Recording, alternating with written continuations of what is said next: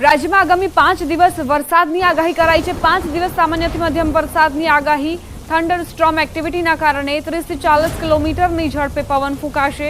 આજથી 13 જૂન સુધી સૌરાષ્ટ્ર, મધ્ય અને દક્ષિણ ગુજરાત પ્રભાવિત જોવા મળશે। ગીર સોમનાથ, અમરેલી, ભાવનગર, પંચમહાલ, દાહોદમાં આજે વરસાદ પડી શકે છે, તો વડોદરા, છોટાઉદેપુર, નર્મદા, ભરૂચ, સુરત, તાપી અને ડાંગમાં પણ વરસાદની શક્યતા। 9, 10 અને 11 જૂને સૌરાષ્ટ્ર, મધ્ય ગુજરાત, દક્ષિણ ગુજરાત અને દાદરાનગર હવેલીમાં સામાન્ય વરસાદ પડી શકે। 12 જૂને સૌરાષ્ટ્ર, ઉત્તર ગુજરાત, મધ્ય અને દક્ષિણ ગુજરાતમાં સામાન્યથી મધ્યમ વરસાદની આગાહી કરાઈ છે। 13 જૂને સૌરાષ્ટ્ર અને દક્ષિણ ગુજરાતમાં वरसाद की शक्यता।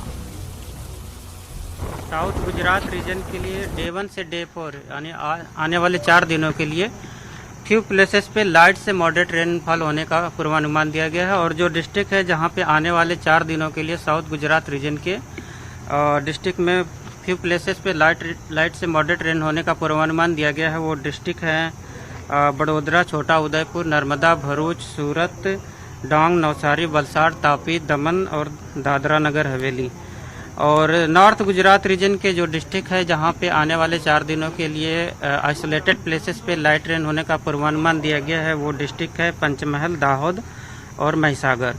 डे 5 के लिए गुजरात और सौराष्ट्र रीजन के लिए आइसोलेटेड प्लेसेस पे लाइट रेन होने का पूर्वानुमान दिया गया है। और जो डिस्ट्रिक्ट है जहां पे आइसोलेटेड रेन होने का पूर्वानुमान है वो डिस्ट्रिक्ट है साबरकांठा, अरावली, दाहोद, महिसागर, नर्मदा, सूरत, डांग, नवसारी, वलसाड़, तापी, दमन और दादरा नगर हवेली। और सौराष्ट्र रीजन की बात करेंगे तो सौराष्ट्र और कच्छ रीजन के लिए जो डिस्ट्रिक्ट है जहां पे आइसोलेटेड प्लेसेस पे लाइट रेन होने का पूर्वानुमान दिया गया है वो डिस्ट्रिक्ट है अमरेली, भावनगर, गीर सोमनाथ, बोटा, दीव।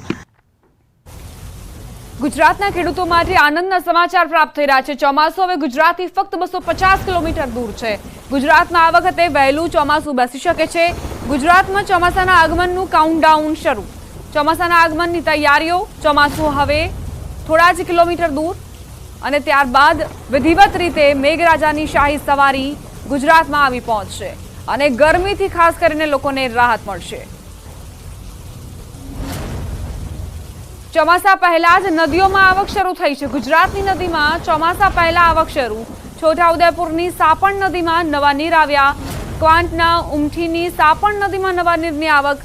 ક્વાંટ અને તેમજ ઉપરવાસમાં જે વરસાદ વરસ્યો મધ્યપ્રદેશમાં તેની જ અસરો। સાપણ નદીમાં નવા નીરની આવક નોંધાઈ। ચોમાસા પહેલા જ ક્વાંટના ઉમઠી ગામની સાપણ નદી વહેવા લાગી।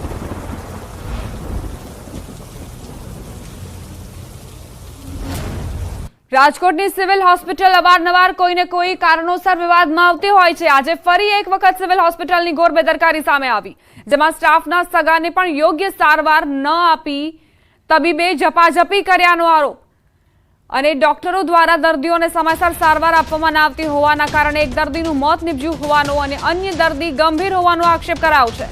છેલ્લા 16 વર્ષથી કોન્ટ્રાક્ટ બેઝડ કામ કરતી મહિલા કર્મચારી રૂકસાના રાઠોડે આરોપ લગાવ્યો છે। તેમના સંબંધીને સારવાર માટે સિવિલ ખાતે લઈ જવાયા હતા, ત્યારે સારવાર આપવાના બદલે તેમને બીજી જગ્યાએ મોકલવામાં આવી રહ્યા હતા, જેનો વિરોધ કરતા તબીબે હાથાપાઈ કરી હોવાનું પણ જણાવવામાં આવ્યું। સમગ્ર ઘટનાનો વિડીયો સામે આવ્યો છે।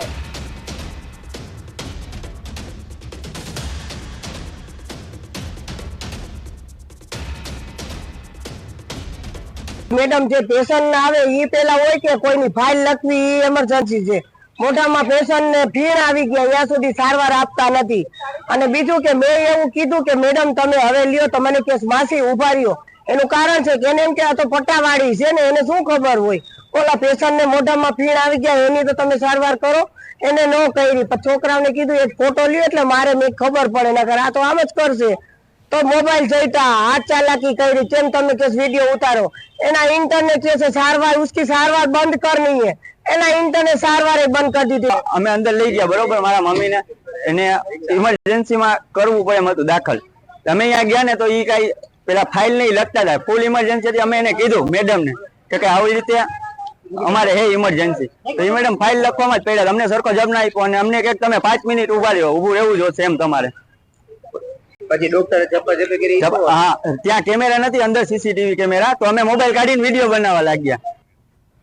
રાજ્યમાં પાણીની સમસ્યાને લઈ રાહતના સમાચાર આવ્યા છે. ગુજરાતની જીવાદોરી સમાન નર્મદા ડેમમાં વગર વરસાદે નવા નીર આવ્યા. મહારાષ્ટ્ર અને મધ્યપ્રદેશમાં વીજ ઉત્પાદન શરૂ થતાં નર્મદા ડેમમાં પાણીની આવક થઈ. નર્મદા ડેમની મહત્તમ સપાટી 123.98 મીટર પર પહોંચી છે. ડેમની મહત્તમ સપાટીએ જે દરવાજા બેસાડવામાં આવ્યા છે તે 121.92 મીટર છે, જ્યારે ડેમની મહત્તમ સપાટી 138.68 મીટર છે. હાલ નર્મદા ડેમમાં ઉપરવાસમાંથી 94,000 ક્યુસેક પાણીની આવક થઈ રહી છે, જેને લઈ ગુજરાત માટે મેઇન કેનાલમાં 20,000 ક્યુસેક પાણી આપવામાં આવી રહ્યું છે. આ ચોમાસામાં નર્મદા ડેમ તેની મહત્તમ સપાટી પર ઝડપથી પહોંચશે તેવા એંધાણ વર્તાઈ રહ્યા છે. ગુજરાતની જીવાદોરી સરદાર સરોવર નર્મદા ડેમ ખરેખર આજે ગુજરાત માટે એક સારા સમાચાર લઈને આવ્યું છે, કારણ કે જે ઉપરવાસમાં મધ્યપ્રદેશ અને મહારાષ્ટ્રમાં જે પાવર હાઉસ શરૂ થતાં 94,000 ક્યુસેક જેટલું પાણી આ જે નર્મદા ડેમમાં નવા નીર આવી રહ્યા છે, જેને લઈ નર્મદા ડેમની સપાટી ઉત્તરોત્તર વધી રહી છે. ખાસ વાત કરીએ તો હાલ જે ઉનાળા જે ચાલી રહ્યો છે અને ઉનાળા પૂર્ણ થવા આવ્યો છે અને ચોમાસું બેસશે, પરંતુ હાલ ઉનાળાના 41 થી 45 જેવા ડિગ્રી તાપમાનમાં પણ સરદાર સરોવર નર્મદા ડેમમાં પાણીની આવક થતાં નર્મદા ડેમની જે મહત્તમ સપાટી જે છે 121.92 મીટર તે વટાઈ ચૂકી છે. અને હાલ તમે જે ન્યૂઝ 18 ગુજરાતી પર જોઈ શકો છો એક્સક્લુઝિવ દ્રશ્યો કે જે એના દરવાજા છે એ દરવાજા લગોલગ પાણી આવી ચૂક્યું છે, કારણ કે 123.98 મીટરે નર્મદા ડેમ પહોંચ્યો છે અને ઉપરવાસમાંથી 94,000 ક્યુસેક પાણીની આવક થઈ રહી છે. એટલે કહી શકાય કે જે આવનારા દિવસોમાં જે મહત્તમ જે ડેમની સપાટી છે 138.68 મીટર જે સર કરશે. હાલ જે વહેલી તકે જે વરસાદ પડે અને જો વધારે વરસાદ પડે તો જે ટૂંક સમયમાં જ આ જે નર્મદા ડેમ જેની મહત્તમ સપાટી વટાવે તેમ લાગી રહ્યું છે. હાલ તો જે નર્મદા ડેમની સપાટી ઉત્તર વધારો થઈ રહ્યો છે, જે ગુજરાત માટે એક સારા સમાચાર કહી શકાય. દીપક પટેલ, ન્યૂઝ 18 ગુજરાતી, નર્મદા. સમાચાર જૂનાગઢથી. જૂનાગઢમાં ગિરનાર રોપવે 11 જૂનથી 20 જૂન સુધી બંધ રહેશે. મેન્ટેનન્સને લઈ ગિરનાર રોપવે બંધ રખાશે. 21 જૂનથી રોપવે સેવા ફરી કાર્યરત કરવામાં આવશે. તો જે પ્રવાસીઓ યાત્રાળુઓ ગિરનારની મુલાકાત લેવાના હોય તેમની માટે આ મહત્વના સમાચાર કે 20 જૂન સુધી 11 થી 20 જૂન સુધી રોપવે સેવાનો ઉપયોગ તમે નહીં કરી શકો, એટલે એ જ પ્રકારે તમારું કાર્યક્રમ ગોઠવજો. 21 તારીખે આ જે રોપવે સેવા છે તે પુનઃ શરૂ કરવામાં આવશે. 10 દિવસ સુધી મેન્ટેનન્સની જે પ્રક્રિયા છે તે ચાલશે, એટલે જ આ પ્રકારનો નિર્ણય લેવામાં આવ્યો છે. સુરેન્દ્રનગરમાં દૂધરેજ નજીક નર્મદા કેનાલ પરનો પુલ ભ્રષ્ટાચારની ચાડી ખાઈ રહ્યો છે. ધ્રાંગધ્રા જવા તરફના પુલ પર એક જ વર્ષમાં 4થી વાર ગાબડું પડ્યું, જેના કારણે વાહન ચાલકો ફરી જીવના જોખમે ત્યાંથી પસાર થવા મજબૂર બન્યા. પુલ પર દર વખતે ગાબડું પડે છે અને બેદરકાર તંત્ર દર વખતે થીગડા મારી સંતોષ માની લે છે. તંત્ર દ્વારા હાલ સમારકામ તો કરાઈ રહ્યું છે, પરંતુ તેમાં પણ લોટ પાણીને લાકડા જેવો ઘાટ સર્જાયો છે. સમારકામના બીજા જ દિવસે ફરી રોડ પર તિરાડો જોવા મળી રહી છે. સ્થાનિકો યોગ્ય સમારકામની માંગ કરી રહ્યા છે, પરંતુ પ્રશાસન હજુ કોઈ મોટી દુર્ઘટનાની રાહ જોઈ રહ્યું હોય તેવું લાગી રહ્યું છે. ધ્રાંગધ્રાનો જે નેશનલ બ્રિજ આવેલો છે, જે નર્મદા કેનાલથી પસાર થાય છે, આજે વર્ષની અંદર આ 4 વાર ગાબડા પડ્યા અને 4 વાર આ રોડ બંધ કરીને ટ્રાફિક જામ થાય છે અને 4 વાર થીગડા મારે છે. ત્યારે મોરબી જેવી દુર્ઘટના બનશે. આ તો વહેતી કેનાલ છે, આમાં ક્યારે શું થાય તેનું નક્કી નથી, કેટલા માણસો મરી જાય છે. મોટી દુર્ઘટના બનશે ત્યારે સરકારી તંત્ર જાગશે એવું લાગે છે. જે હેવી કેનાલ છે કે જે બે કાંઠે પાણી છે વહી રહ્યું છે, એમાં ગમે ત્યારે પડી શકવાની પૂરેપૂરી શક્યતા છે. તો સરકાર શું મોરબીની હોનારતની જેમ આ હોનારતની પણ એક રાહ જોઈ રહી છે, અસંખ્ય માણસોના જીવહાનિની રાહ જોઈ રહી છે.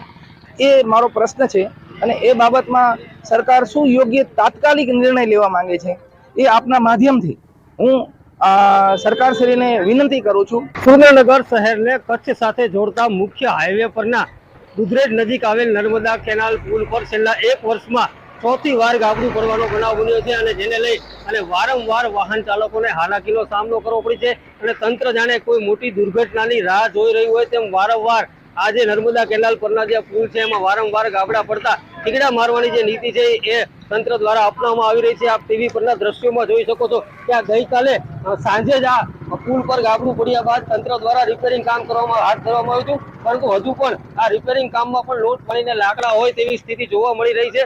ગઈકાલે સાંજે જ આ જે પુલ પર છે રિપેરિંગ કામ હાથ ધરવામાં આવ્યું હતું, પણ આજ સવારે આ રિપેરિંગ બાદ પણ અત્યારે જે પુલનું રિપેરિંગ કામ કરવામાં આવ્યું છે તેને બાદ પર તિરાડો જોવા મળી રહી છે, જેને લઈ અને કોઈ મોટી દુર્ઘટનાનો ભય છે. ત્યારે તંત્ર કોઈ મોટી દુર્ઘટનાની રાહ જોઈ રહ્યું હોય તેવું લાગી રહ્યું છે.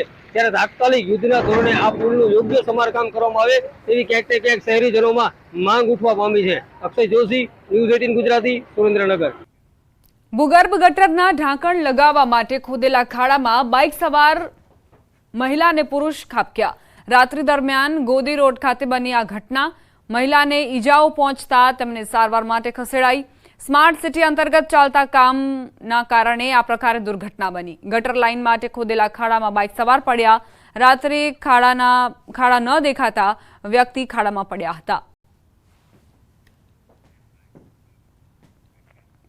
અમદાવાદમાં વરસાદ પહેલા ચોમાસા જેવો માહોલ જોવા મળી રહ્યો છે. નિકોલના ગોપાલ ચોક વિસ્તારમાં પાણી ભરાયા. ગટર લાઇન તૂટી, ગટરના પાણી રોડ પર ફરી વળ્યા. રોડ પર પાણી ફરી વળતા વાહન ચાલકો પરેશાન થયા. સ્થાનિકોની એએમસીને ફરિયાદ છતાં પણ નિરાકરણ ન લાવવામાં આવ્યું. કાળઝાળ ગરમીથી બચવા લોકો કુદરતી સૌંદર્ય ધરાવતા સ્થળોએ પ્રવાસન કરવાનું પસંદ કરતા હોય છે. બીજી તરફ ઉનાળાના વેકેશનનું છેલ્લું અઠવાડિયું હોવાથી ગિરિમથક સાપુતારા ખાતે વીકેન્ડની મજા માણવા માટે પ્રવાસીઓનો ધસારો જોવા મળ્યો. પ્રવાસીઓના વધુ માત્રામાં ઉમટી પડવાથી સાપુતારાના બજારોમાં પણ રોનક છવાઈ ગઈ. સાથે જ વરસાદી માહોલમાં સાપુતારાનું કુદરતી સૌંદર્ય સોળે કળાએ ખીલી ઉઠ્યું હતું અને લોકોને ગરમીથી પણ રાહત મળી હતી. જ્યારે ઠંડા પવન અને વરસાદી વાતાવરણને લઈ લોકોમાં આનંદ છવાઈ ગયો. मौसम अभी जस्ट अच्छा हुआ है बिकॉज बारिश हुई है, कल से बारिश हो रही है यहाँ पे, तो मज़ा आ रहा है and it's been a new place for me. नई जगह है मेरे लिए, तो मुझे मजा आ रहा है. મોસ્ટ આ ટાઈમ એટલા માટે વધારે પસંદ આવે છે સાપુતારામાં કે અહીંયાનું વેધર એટલું મસ્ત હોય છે અને 24th નું ફર્સ્ટ રેની સિઝન અમે અહીંયા આગળ એન્જોય કરે છે. ન માત્ર ગુજરાતીઓ પણ અન્ય રાજ્યોમાંથી પણ પ્રવાસીઓનો ધસારો જોવા મળ્યો હતો. મહારાષ્ટ્ર, મધ્યપ્રદેશ સહિતના આસપાસના રાજ્યના પ્રવાસીઓ અહીં મનમોહક દ્રશ્યો અને કુદરતી સૌંદર્યને માણવા આવી પહોંચ્યા. ટેબલ પોઈન્ટ, બોટિંગ, નાગેશ્વર મંદિર સહિતના સ્થળોએ લોકોની ભીડ જોવા મળી હતી. સાપુતારા ખાતે આહલાદક વાતાવરણ સાથે ખુશનુમા માહોલ સર્જાતા પ્રવાસીઓમાં ખુશીની લહેર વ્યાપી. તેમજ પ્રવાસીઓએ paragliding, boating, adventure activity, biking કરીને કુદરતી સૌંદર્ય સાથે રજાઓની મજા માણી. और हम लोग इधर का वेदर भी अच्छा है. हम लोग मुंबई में रहते हैं. मुंबई का वेदर इधर से बहुत गर्म है. मुंबई से बाइक राइड करने आए हैं. કે સર લાસ્ટ વીકમાં અને અત્યારે જે ગરમીથી ત્રાસી ગયા હોય ને તો અહીંયા આવવા માટે અને ઠંડા પવનમાં અને જે વરસાદની મોસમમાં આવવું હોય ને તો સાપુતારા ફરવા માટે બેસ્ટ સ્થળ છે.